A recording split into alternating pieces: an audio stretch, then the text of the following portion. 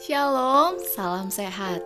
Bacaan sekolah sahabat kita hari ini 27 Oktober berjudul Menghakimi dengan Benar. Penjelasannya, sebagai orang percaya kita telah dipanggil untuk merefleksikan karakter Allah. Paulus menulis, "Hai anak-anakku, karena kamu aku menderita sakit bersalin lagi sampai rupa Kristus menjadi nyata di dalam kamu." Galatia 4 ayat 19. Bagaimanapun kita memang diciptakan di dalam gambar Allah. Kejadian 1 ayat 27. Sebuah gambar yang kemudian dirusak oleh dosa. Dan seperti yang kita lihat ketika Musa berbicara tentang kuasa dan keagungan Allah, dia juga mengatakan bahwa Allah tidak mengambil suap dan bahwa dia peduli terhadap yang lemah dan mereka yang terbuang. Allah melakukan hal ini, untuk itu kita perlu melakukan hal yang sama juga. Bacalah ayat-ayat berikut ini dalam kitab Ulangan. Apa tema yang sama yang ditemukan dalam ayat-ayat ini? Ulangan pasal 1 ayat 16, pasal 16 ayat 19, pasal 24 ayat 17, serta Ulangan 27 ayat 19. Kesamaan tema dari ayat-ayat tersebut adalah agar kita boleh memberikan keputusan yang adil, tidak memutarbalikkan kebenaran, tidak memandang bulu apalagi menerima suap, dan tidak mengambil hak orang asing serta anak yatim, dan tidak mengambil pakaian janda sebagai gadai, karena kita akan mendapatkan kutuk atas hal-hal yang salah tersebut. Itu semua rupanya di pepatah bagaimana yang lemah, yang miskin, dan yang terbuang tidak mendapatkan keadilan di kebanyakan pengadilan dunia seperti yang didapatkan oleh mereka yang memiliki uang, kuasa, dan koneksi. Tidak peduli di negara, di era, dan di kebudayaan manapun, atau juga bagaimana agungnya prinsip-prinsip keadilan dan kesetaraan yang diatur dalam konstitusi ataupun hukum, atau aturan apa saja, kenyataannya tetaplah sama.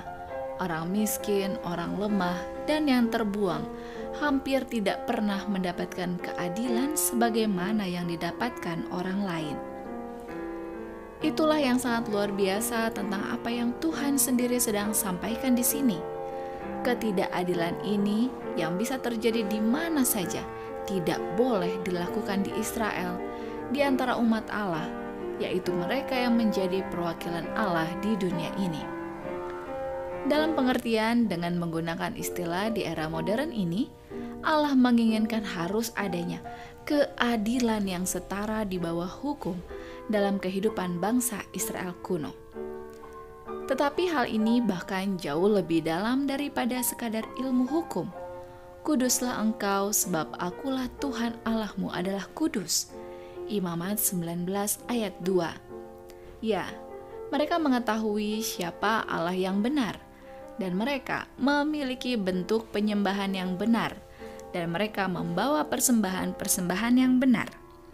Semua itu baik, tetapi pada akhirnya apakah artinya semua yang baik itu jika mereka salah memperlakukan orang lemah dan miskin di antara mereka? Berulang-ulang dalam tulisan para nabi, Tuhan menentang para penindas orang miskin dan mereka yang membutuhkan di Israel. Bagaimana Anda dapat menjadi kudus dan di saat yang sama salah memperlakukan orang lain? Tentu Anda tidak bisa melakukan itu. Tidak peduli betapa ketatnya Anda memelihara upacara-upacara agama yang tepat. Bacalah Amsal 2 ayat 6, pasal 4 ayat 1, pasal 5 ayat 11. Juga Yesaya 3 ayat 14 dan 15, pasal 10 ayat 1 dan 2, dan Yeremia pasal 2 ayat 34. Apa yang sedang dikatakan oleh para nabi ini tentang apa yang Tuhan telah peringatkan kepada bangsa Israel kuno? Apa yang dikatakan ayat-ayat ini bagi kita saat ini? Tuhan mau agar kita boleh melakukan keadilan dengan hikmat yang datangnya dari Tuhan dan belajar dari Tuhan, karena Tuhan bertindak sebagai hakim dan pemimpin umatnya. Kita harus berhati-hati karena Tuhan mengatakan dalam firman-Nya, "Celakalah mereka yang menentukan ketetapan yang tidak adil. Mari kita hindari hal-hal yang jahat seperti ini. Kita berdoa. Ya Tuhan Allah kami yang berkuasa dalam kekekalan, Tuhan yang dapat melihat jauh ke dalam hati dan pikiran kami, ajarilah kami hikmat keadilan Tuhan. Mohon jauhkanlah dari kami jalan yang curang dan perbuatan jahat. Kami mohon berkatilah secara khusus anak yatim serta para janda, juga orang asing di sekitar kami. Mohon cukupkanlah segala hal yang mereka perlukan. Dan kiranya Tuhan juga membantu kami dalam pergumulan secara pribadi, keluarga, dan jemaat. Berkenanlah atas doa permohonan kami, di dalam nama Yesus kami berdoa. Amin.